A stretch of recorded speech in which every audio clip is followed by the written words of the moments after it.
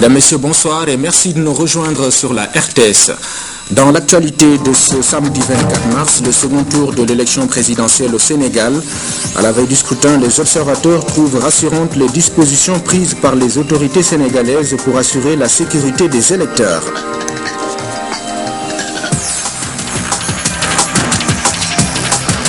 Et puis, comme chaque samedi, grand format est au rendez-vous. Ce soir, les retombées du programme de voirie urbaine à Casamance avec le recrutement de 3500 jeunes. Ibrahima Diallo arrive en fin de journal. Plus de 5 millions de Sénégalais appelés aux urnes demain pour le second tour de l'élection présidentielle au Sénégal. Élection qui oppose le président sortant Abdoulaye Wade à son ancien Premier ministre Macky Sall.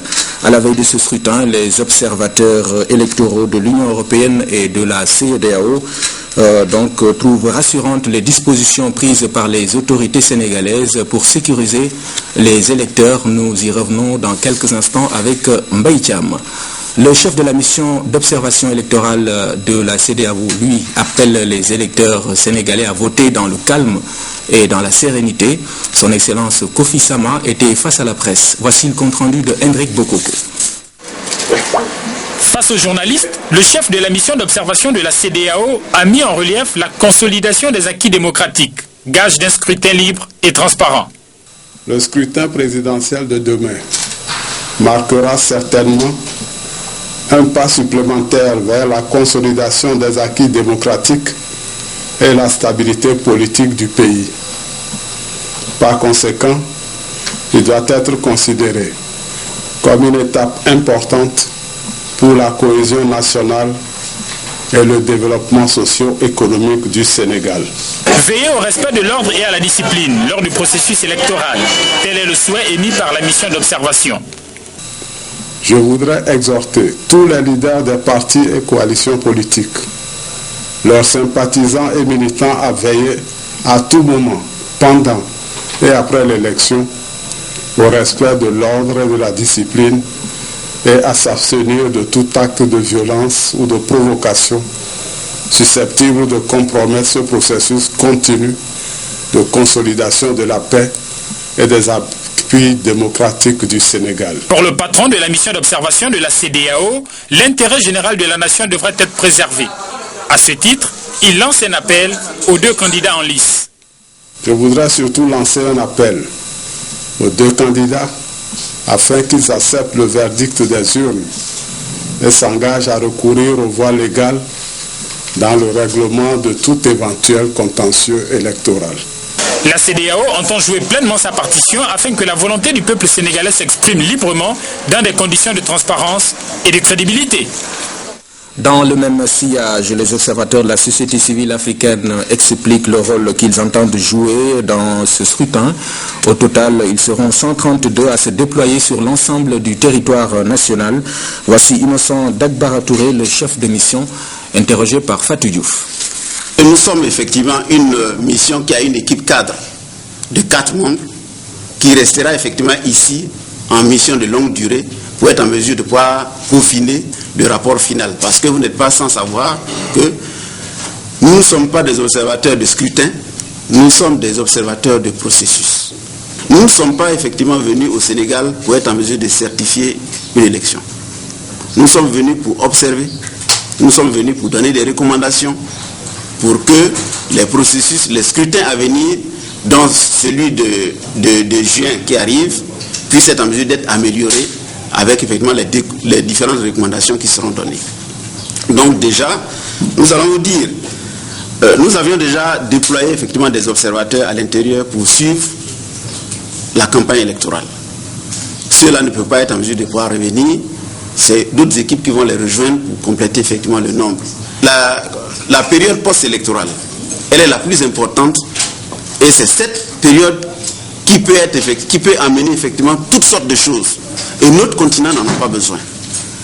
Il faut que nous puissions être en mesure nous-mêmes de pouvoir être conséquents avec nous-mêmes. C'est pourquoi au niveau de cette observation de l'élection du Sénégal, nous avions décidé d'agir en toute impartialité, de constater effectivement et de dire ce que nous avons constaté de manière factuelle.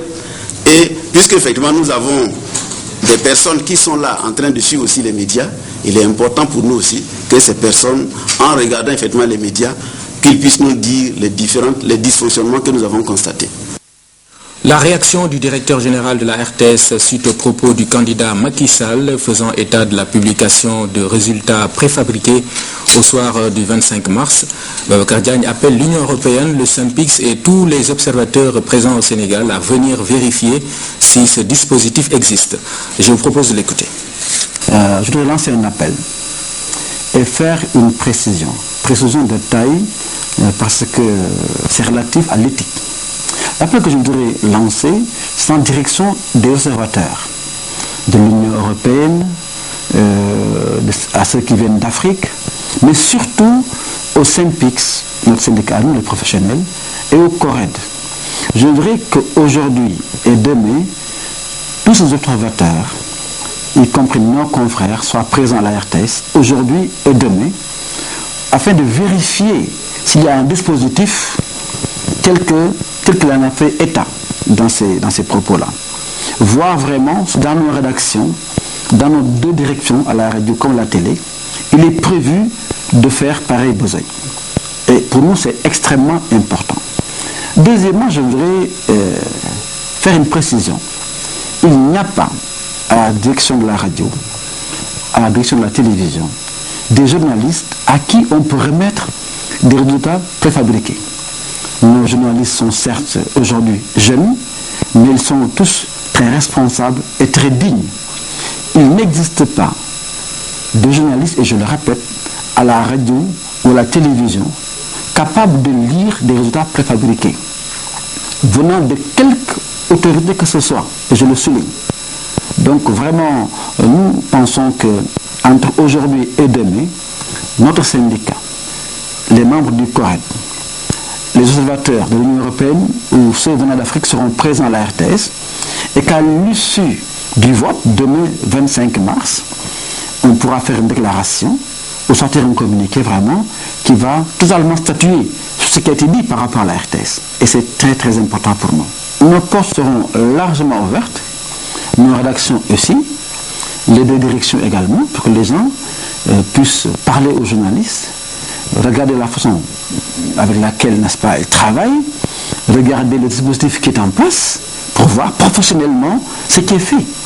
Et pour nous, en tout cas, c'est extrêmement important parce qu'encore une fois, nous avons été félicités pendant le premier tour, lors du deuxième tour, et nous sommes certains que les Sénégalais, soucieux de vérité, verront ce qui a été fait à la RTS, ce qui a été fait, ce qui sera fait à la RTS, jusqu'au soir du 25 mars, et apprécieront le travail fait.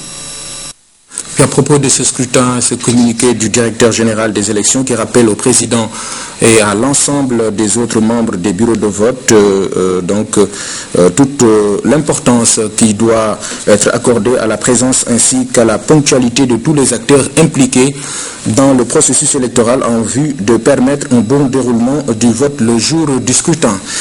Une bonne organisation d'une élection suppose la présence des membres du bureau de vote au moins une heure avant le début du vote pour une bonne préparation du bureau de vote et le démarrage effectif du scrutin à 8 heures.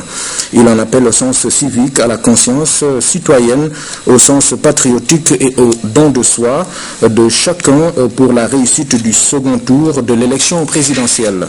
Et il les exhorte à demeurer vigilants et accomplir convenablement les opérations sur la base de la formation reçue et des guides et numéros des guides et mementos mis à leur disposition. Le directeur général des élections renouvelle sa confiance aux membres des bureaux de vote et compte sur leur adhésion et leur pleine coopération en vue d'une meilleure organisation pour le scrutin du 25 mars 2012. Un autre communiqué cette fois du Forum des opérateurs pour la garantie de l'émergence économique en Afrique, qui est un regroupement d'opérateurs économiques africains issus de 18 États du continent. Conscient de l'importance de l'enjeu du second tour de l'élection présidentielle, dans un contexte de tension et d'instabilité en Afrique, particulièrement dans la sous-région, soucieux de la nécessaire construction de l'Afrique pour la paix, pour la stabilité de nos économies encore fragiles, vu la légitime passion qui a entouré le climat des élections du premier tour au Sénégal, le FOGECA voudrait, par cet appel solennel, recevoir de la part des candidats et de tous les citoyens, dans le cadre du second tour, une sérénité pour un vote paisible à la mesure de l'attente du peuple sénégalais et de l'Afrique tout entière.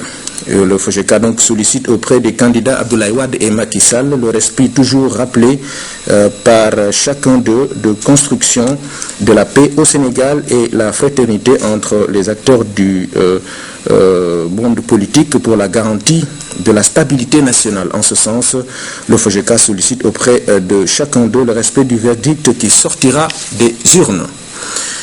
Après plus de 4 ans passés au Sénégal, l'ambassadeur d'Oman quitte notre pays. Il garde un excellent souvenir du Sénégal. C'est ce qu'il a souligné à sa sortie d'audience avec le chef de l'État.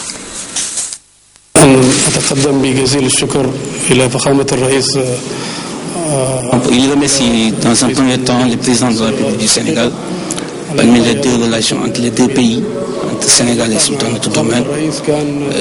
Il est venu pour dire au revoir au président de la République pour son départ de Dakar. Il remercie le président chaleureusement. Il aussi encourage les relations entre les deux pays. Le Sénégal, c'est un pays excellent sur tous les plans, sur le plan religieux, sur le plan aussi sécurité, sur le plan aussi culturel. Vraiment, il a vu que le Sénégal, c'est un pays comme tous les pays du monde. Il y a la stabilité, il y a la paix, il y a la fraternité. Il y a aussi vraiment des gens qui aiment les autres nationalités. Il est vraiment content sur le Sénégal et le peuple sénégalais.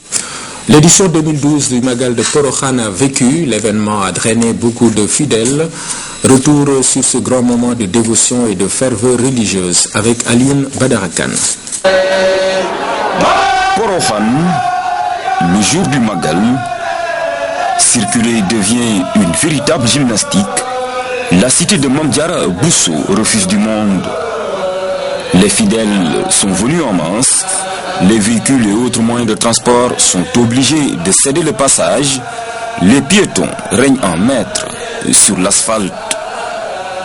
Tous les chemins mènent vers le mausolée de Mame Diarra Bousso, la mère de Cheikh Ahmadou Bamba Khadim Rassoul.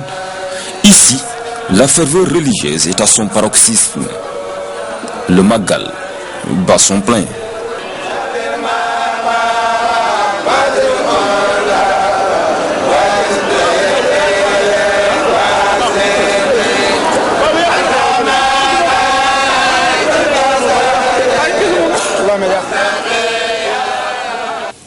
Autre site qui suscite particulièrement l'intérêt des pèlerins, le puits où Mame Diarra Bousso puisait de l'eau, une source de bienfaits. L'attente est bien souvent longue, mais la foi permet de tout supporter. Pour eux, pas question de quitter Porokhane sans recueillir un peu de cette eau bénite. L'occasion ne se présente pas tous les jours. Ils vont donc endurer toutes les difficultés. La foi en bandoulière, la foi, cette chose immatérielle, a encore démontré toute sa puissance.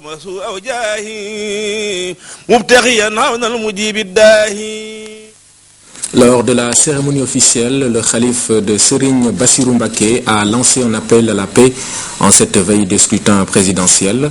Les bonnes relations entre le spirituel et le temporel ont été par ailleurs magnifiées par le ministre d'État Moustapha Souran qui représentait le gouvernement à la cérémonie. Le compte-rendu de Habibou Mbaye. Aucune des générations présentes à Porokhane n'a vu une seule fois Mame Diarra Bousso. Mais la simple représentation en image de sa personne, ainsi que les enseignements tirés de son hagiographie, en disent long sur sa personnalité, sa piété, sa pureté et sa dévotion. Des générations différentes par l'âge, mais qui ont tenu à marquer de leur présence ce grand événement religieux. Venus d'horizons divers, les disciples n'avaient comme préoccupation que de se recueillir sur son mausolée.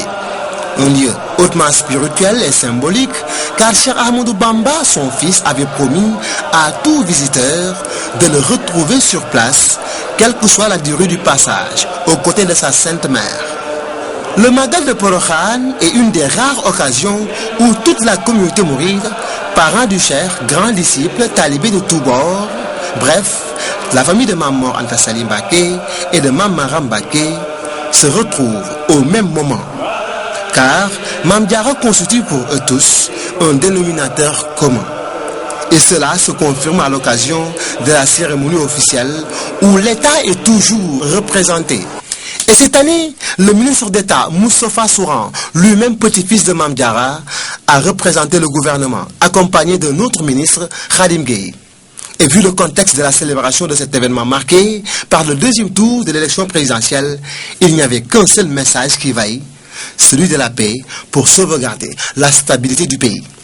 Je suis venu donc avec mon collègue Khadim Gueye présenter au nom du calife de Serigne Bassirou Mbacké, Serigne Mountakha Mbacké, les vœux de bonne célébration religieuse ici à Porokhane, mais également lui transmettre les souhaits de prière que le chef de l'État formule pour que le Seigneur lui donne les moyens de reconduire à nouveau son travail qu'il a commencé depuis 12 ans, et puis également de prier pour le Sénégal, de prier pour la paix, de prier pour la concorde et de prier pour le bonheur des Sénégalais.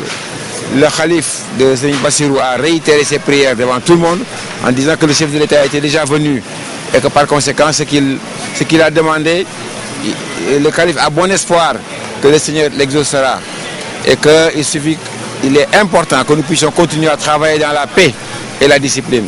Je lui ai expliqué que le mouridisme a toujours cheminé avec le temporel en l'accompagnant depuis Senghor, depuis Blaise Diagne et Serigne Touba et récemment avec Anseigne Saliou et le président. Et nous espérons que ces prières seront exaucées dans la paix et la concorde et que le Sénégal sorte grandi et que le chef de l'État aussi retrouve ce qu'il a toujours souhaité, c'est-à-dire continuer à travailler pour le Sénégal. Même si Moustapha Souran est revenu sur l'exemple de Mame Diarra qui est à suivre, il a permis au khalife de Serigne Bassirou, Cheikh Mountakha Mbacké, d'exprimer toutes ses attentes par rapport à la stabilité du pays, avant de saluer la récente venue du chef de l'État, Maître Abdoulaye Wade, à Porokhane, qui selon le Cheikh est tout bénéfique pour lui. Et à la famille de Serigne Touba présente à Porokhane, ainsi que toute la communauté mouride, Serigne Mountakha Mbacké de leur réaffirmer toute sa sympathie et son désir ardent de cheminer avec eux dans toutes les entreprises dédiées à Mame Diarra Bousso, la mère du fondateur du mouridisme. 25 mars 1957, 25 mars 2012, voilà 55 ans disparaissait Serigne Babacar Sy, qui avait succédé en 1922 à son père El Hadj Malick Sy. Demain, l'anniversaire sera marqué par des conférences sur la vie et l'œuvre du saint homme et des prières dans de nombreuses mosquées. Ahmed Bachir Kounta, qui a vécu dans l'intimité de Serigne Babacar, évoque ici cette grande figure religieuse, culturelle et sociale. Plus d'un demi-siècle après son rappel à Dieu, Cheikh Al-Khalifa demeure une source de lumière, de sciences religieuses, de richesses spirituelles et morales. Référence soufie dans sa dimension de proximité avec les fidèles, repère scintillant dans sa fonction d'entraînement par le verbe et attraction majeure dans sa mission d'enseignement par l'exemple, l'œuvre de Cheikh Al-Khalifa continue de baliser la voie des aspirants à l'élévation. Ndar 1885, Tivaouane 1957, l'espace d'un exceptionnel destin. Alim en toutes circonstances, conforme au Coran, vivificateur de la Sunna, gardien de l'orthodoxie de la Tidjania, gnostique agissant selon la vérité, modèle de délicatesse scrupuleuse, Cheikh Al-Khalifa était porteur de signes. Les signes de Paul dans la hiérarchie des saints. Pendant 35 ans, de 1922 à 1957, par sa forte personnalité, sa dimension intellectuelle qui le mettait au diapason des mutations anthropologiques, ainsi que par sa baraka efficiente, Khalifa Babacar Sy à fructifier les valeureux legs de son père El Hadji Malick Sy. Celui-ci, savant et mystique, était aussi bâtisseur de minarets et formateur d'imams pour la guidance de la multitude. Au soir de sa grande et illustre mission terrestre, Cheikh Al-Khalifa s'en est allé la paix dans le cœur. Son héritage de normes et de valeurs est admirablement sauvegardé par sa progéniture biologique et spirituelle. Chaque année, le 25 mars, à l'ombre du mausolée du Saint-Homme qui marqua fortement son époque, les foules des fidèles se retrouvent pour se souvenir dans le recueillement et les oraisons.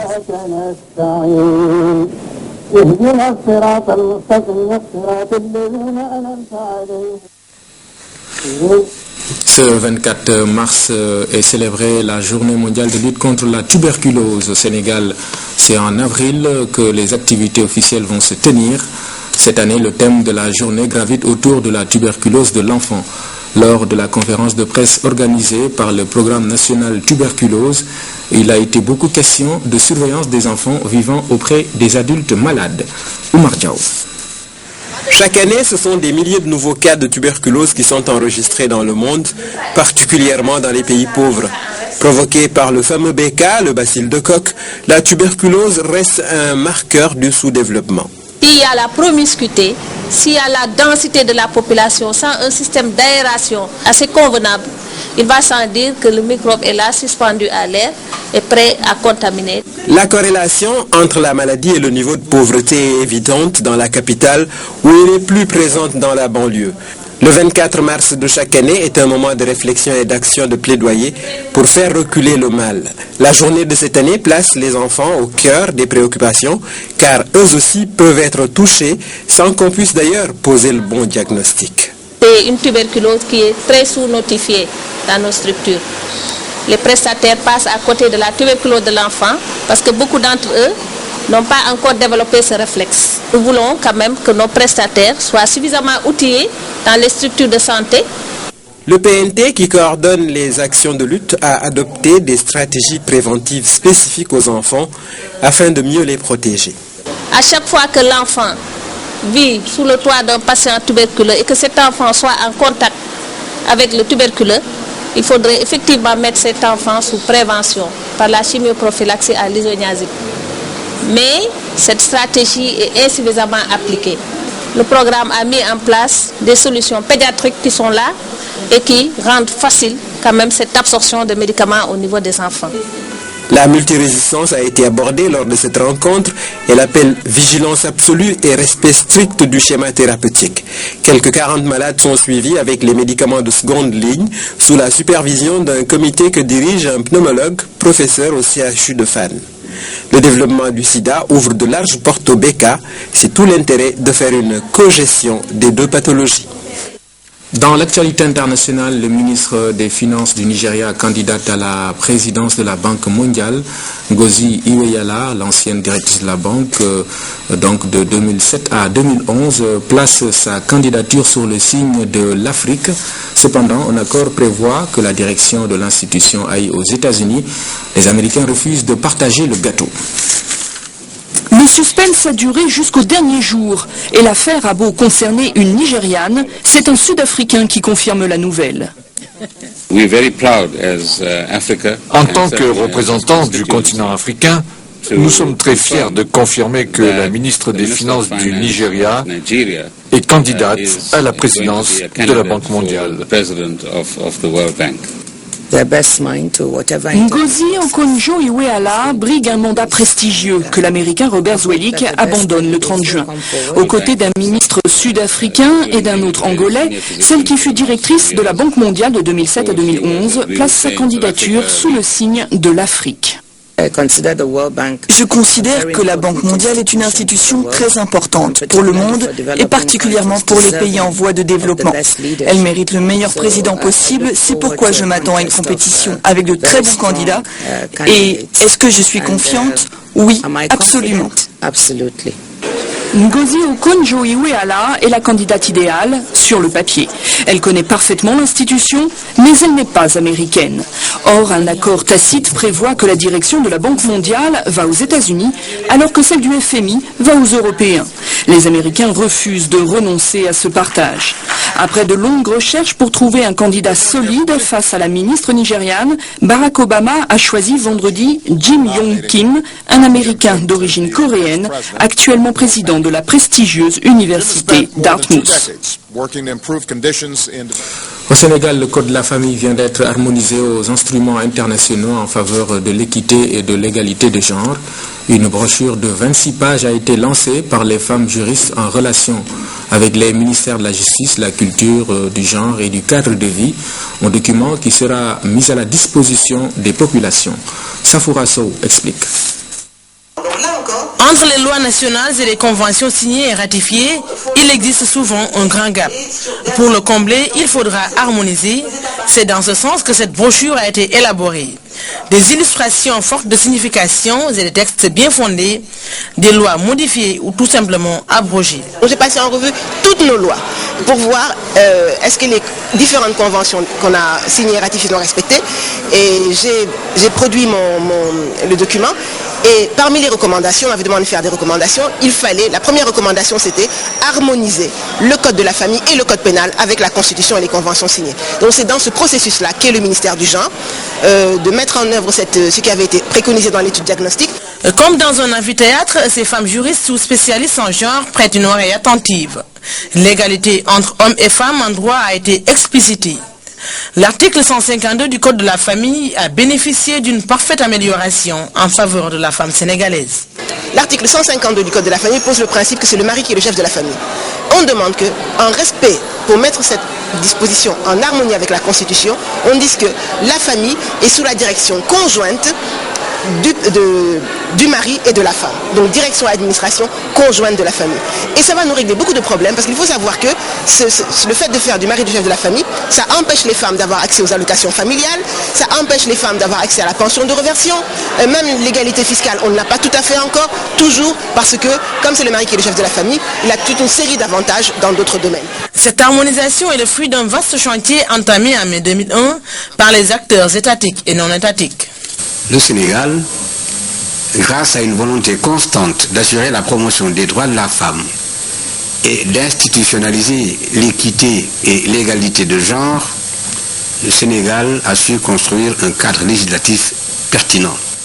La primauté des droits humains est loin d'être chose nouvelle en Afrique. Elle fut instaurée au Mali voisin dès le XIIIe siècle. Au Sénégal, le royaume du Waalo fut dirigé par la reine Dateyala bien avant la colonisation. Ce document sera traduit en langue nationale et sa mise en exercice garantira à tous l'égalité en droit et l'élimination de toute forme de discrimination. Le 4 avril, c'est dans une dizaine de jours. Cette année, notre fête de l'indépendance sera marquée par une prise d'armes suivie d'un défilé militaire et paramilitaire. Le thème retenu, force de défense et de sécurité et coopération internationale. À Dakar, la zone militaire numéro 1 est déjà au cœur de l'événement. Lui, Philippe Sagna. Basé au camp Diop, le commandement de la zone militaire numéro 1 est le maître d'œuvre de cette cérémonie annuelle.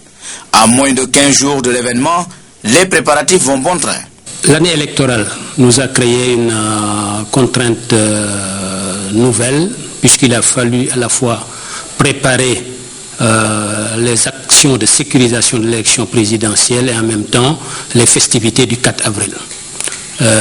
Avec l'appui du commandement et une bonne organisation, aujourd'hui nous sommes fin prêts à faire face. Notamment, toutes les dispositions sont déjà prises pour que le 4 avril se déroule cette année dans les meilleures conditions possibles. Comme l'année dernière, le 52e anniversaire de notre accession à la souveraineté internationale sera marqué par une prise d'armes suivie d'un défilé. Ceux qui y seront impliqués, ce sont les troupes militaires et paramilitaires et un détachement des anciens combattants. Les troupes s'entraînent depuis plus d'un mois, à la fois les troupes militaires et paramilitaires, de même que les anciens combattants. On devrait avoir un très très beau défilé qui suivra une prise d'armes impeccable. Force de défense et de sécurité et coopération internationale, c'est le thème choisi. Il sera illustré le jour J. Nos acteurs militaires qui participent activement à cette coopération internationale, notamment nos attachés militaires qui sont accrédités à l'étranger, mais également les attachés étrangers qui sont accrédités à Dakar.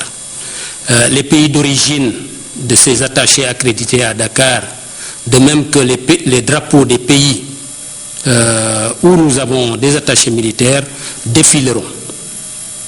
L'autre aspect important qui colle au thème, ce sont les acteurs. Les acteurs, ce sont ces attachés, dans un premier temps. Dans un deuxième temps, notre participation au maintien de la paix à travers le monde.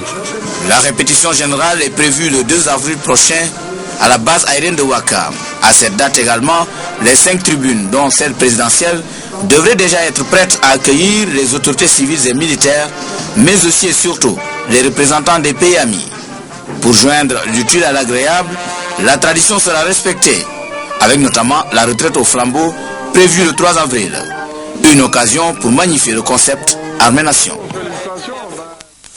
Un corbillard pour la grande mosquée mouride de Dakar, c'est un don du président du Sénat. La réception du véhicule a eu lieu mercredi dernier sous les yeux de notre reporter Eric Nimadi. L'attachement des Mourides pour Touba est sans faille. Beaucoup d'entre eux veulent être enterrés dans la ville sainte après leur mort. Chaque jour, des corps partent donc de Dakar pour Touba pour être inhumés. Pour certains, trouver un véhicule pour le transport adéquat de leurs défunts est source de toutes sortes de tracasseries, une souffrance que veulent abréger les autorités mourides de Dakar. Ils avaient lancé un appel à Pape Diop pour l'obtention d'un corbillard. L'appel a été bien entendu par ce dernier. Il vient ainsi de mettre à leur disposition ce véhicule climatisé, un geste de haute portée selon les bénéficiaires. Nous avons un besoin, nous avons sollicité un de nos co-religionnaires qui, de surcroît, est aussi un des grands responsables de notre confrérie ici à Dakar, donc qui a bien voulu le faire et d'une façon très discrète. Il a voulu que ça soit vraiment discret et je peux vous assurer que le Khalife général des Mourides est au courant aujourd'hui que nous allons recevoir ce corbillard venant du président du Sénat qui est du reste aussi son talibé. Selon le président du Sénat, ce don est celui du talibé qui veut rendre grâce à Dieu et à Serigne Touba. Pour lui, tout bon musulman a le devoir d'aider ceux qui sont dans le besoin. C'est pour cette raison qu'il a demandé que ce corbillard soit celui de tous les musulmans. Quelquefois, nous assistons à des transferts sur des Ndiagandiaï ou bien sur des 7 places. Et ceci m'a un peu heurté. Et c'est la raison pour laquelle, lorsque j'étais maire de Dakar, j'avais pu faire une dotation à un corbillard au niveau de la ville de Dakar. Donc c'est à partir de cela et à partir de la demande que nos compatriotes sénégalais de la Gambie m'avaient exprimé que j'ai pensé à mes frères talibés de Dakar.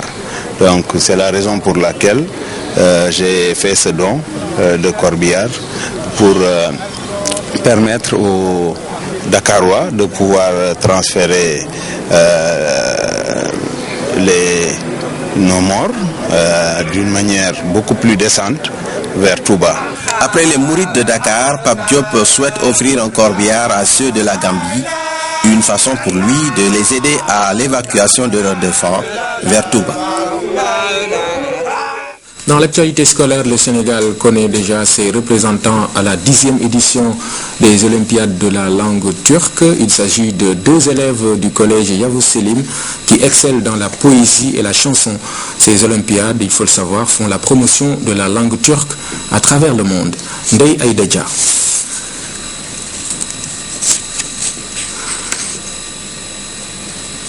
L'élément n'est pas en place. On peut passer à grand format cette rubrique hebdomadaire qui nous parle ce soir des infrastructures routières en Casamance. L'État du Sénégal a mis en œuvre un important programme de voirie urbaine à haute intensité de main-d'œuvre dans la commune de Ziguinchor. À cet effet, 3500 jeunes ont été recrutés pour la réalisation de 12 km de route en pavé et de 15 km de caniveau. Dans le cadre des travaux pluriannuels des routes, les axes Djouloulou, Kafountine et Kapskiring-Djembereng sont en cours d'exécution. Grand format, Ibrahima Diallo. Dimanche, jour de repos. À Tilène, un quartier populaire de Ziguinchor, dimanche est un jour exceptionnel de travail. Hommes et femmes, tous âges confondus, investissent la route principale qui traverse le quartier pour un grand nettoyage. Certes, l'entretien de ces routes relève du devoir des collectivités locales, mais pour ces populations, c'est une question de civisme. Nous avons toujours souhaité la réhabilitation. Alors c'est à nous de veiller à l'entretien de ces routes. Notre contribution dans cette fois, c'est à chaque fois entretenir la route. Et nous voyons qu'à l'hivernage, avec la pluie, donc nous constatons quand même qu'il y a beaucoup de sable au niveau de la route pavée. Et nous le faisons quand même pour nettoyer ces routes-là et rendre ensuite le quartier propre. À Tilène, comme dans presque beaucoup de quartiers de Ziguinchor, l'État, par le biais de l'AGEROUTE, l'agence en charge des travaux routiers au Sénégal, en partenariat avec l'Union européenne, a mis en œuvre un ambitieux programme de réhabilitation des principales voies urbaines de la ville. Grâce à ce programme de voirie urbaine à haute intensité de main-d'œuvre, la commune de Ziguinchor a bénéficié d'une importante infrastructure routière. Il s'agit en réalité de la construction de 12 km de routes en pavé et de 15 km de caniveau. Les pavés sont plus adaptés à la réalité de la zone sud. Donc les pavés sont plus adaptés que les enrobés au niveau de la zone sud. Donc les pavés sont plus, sont plus durables. Donc on a préféré mettre des pavés plutôt que des enrobés ou bien des bicouches au niveau de cette voirie. Pour les transporteurs, la réhabilitation de la voirie urbaine de Ziguinchor est un ouf de soulagement. La réhabilitation de la voirie est d'une importance capitale pour nous, d'autant plus que nous pouvons maintenant aller dans des zones qui étaient jusque-là inaccessibles aux taxis.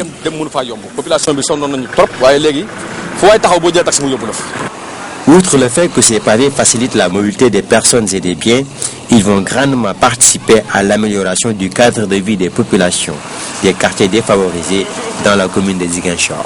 L'avantage des pavés, c'est que c'est en béton et ça résiste mieux aux eaux, malgré la circulation dessus et tout. L'autre objectif, c'était la création d'emplois. C'est-à-dire qu'il fallait résorber au maximum le chômage qui sévit au niveau de Ziguinchor. Donc c'était ça l'objectif. C'est pour cela que le ministère des Infrastructures, dans le cadre de ce programme, en collaboration avec l'Union européenne, a initié ce projet. On a pu faire plus de 12 km de route en pavé dans la commune de Ziguinchor et créer environ 3500 emplois. Nous sommes sur l'axe Djouloulou-Kafountine, distant de 25 km.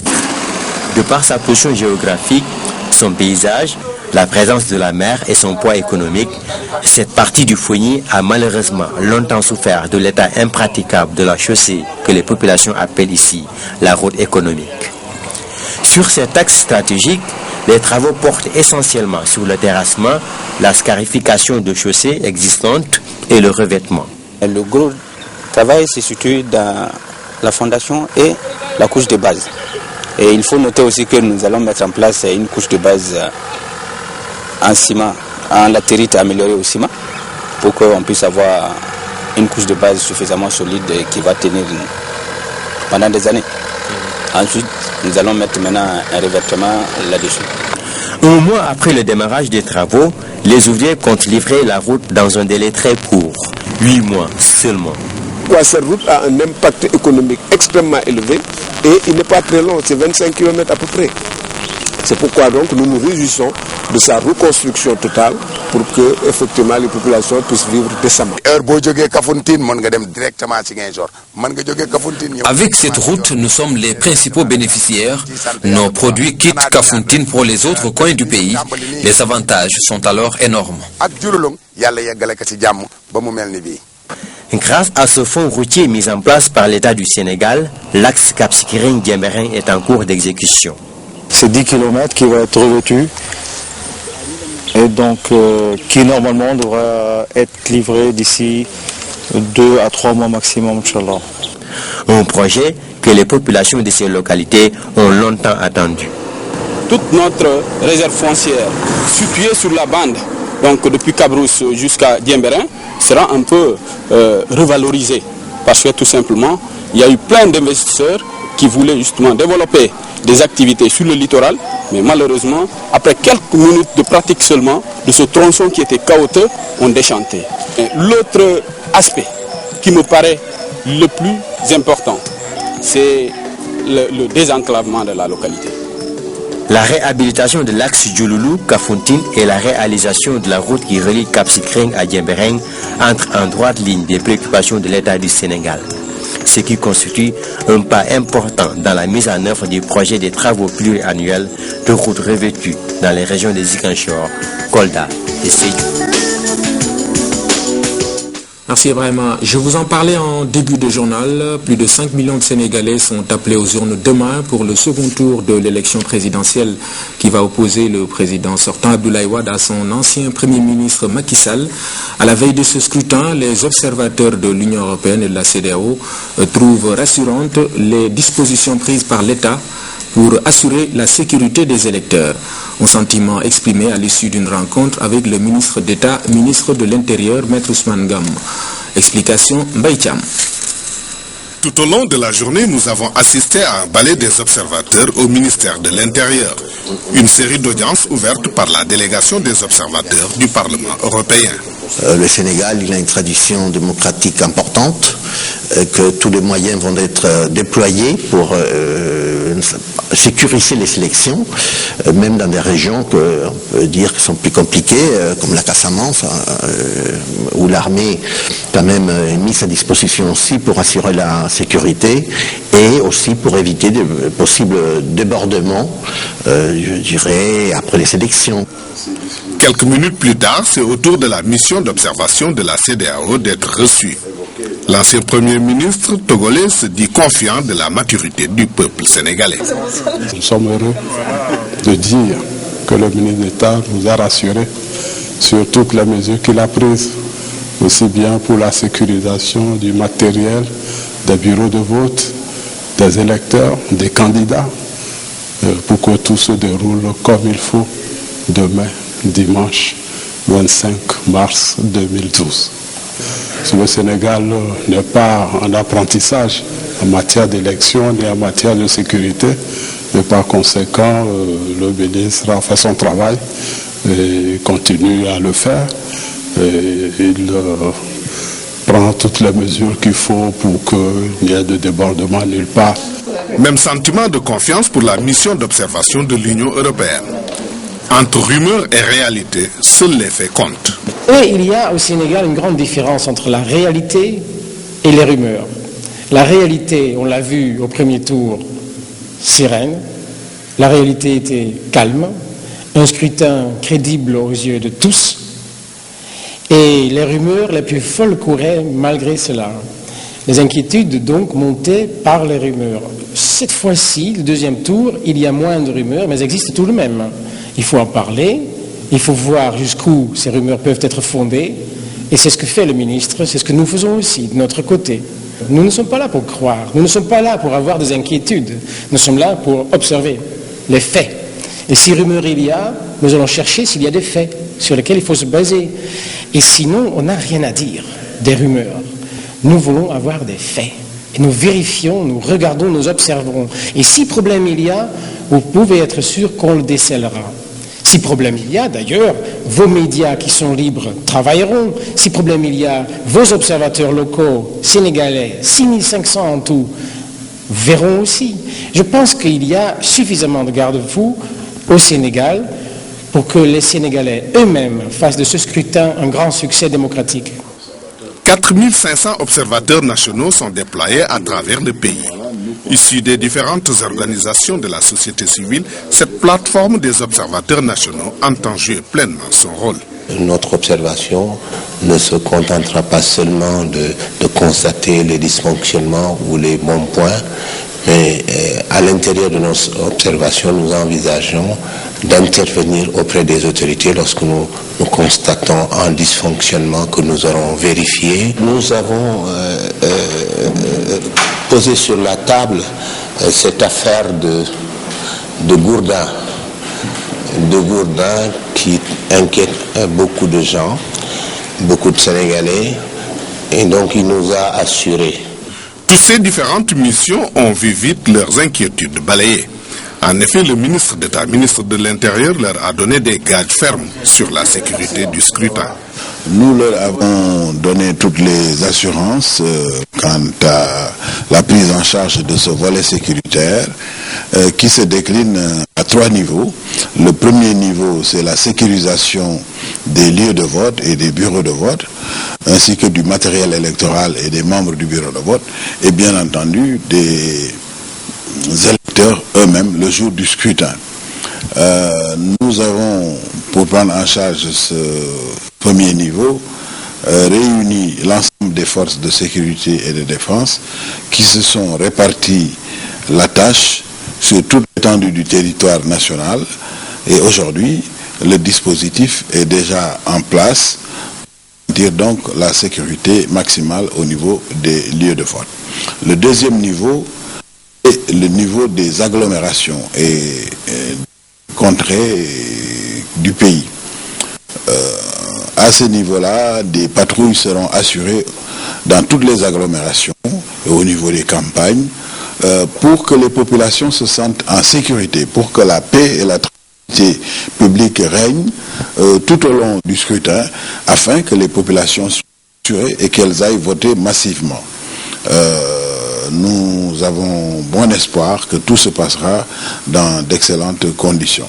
Le troisième niveau, enfin, c'est le niveau de la sécurité des candidats. Nous avons là aussi pris les dispositions nécessaires pour les 2 candidats. Déjà pendant la campagne électorale, ces dispositions-là étaient assurées.